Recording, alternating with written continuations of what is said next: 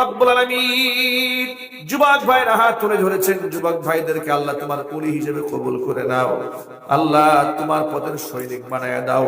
আমার বৃদ্ধ বাবাদের নেক হায়াত দারাজ করে দাও। উলামায়ে কেরাম হাত তুলে ধরেছেন, খিদমাতের ওয়াসাতকে বাড়িয়ে দাও। তাদের মসজিদ মাদ্রাসাগুলোকে তুমি কবুল করে নাও।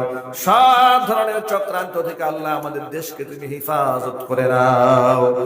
রব্বিরহামহুমা كما ربياني صغيرا تقبل منا إنك أنت السميع العليم وتب علينا إنك أنت التواب الرحيم سبحان ربك رب العزة عما يصفون وسلام على المرسلين والحمد لله رب العالمين واجعل آخر كلمتنا عند الموت لا إله إلا الله মুহাম্মাদুর রাসূলুল্লাহ।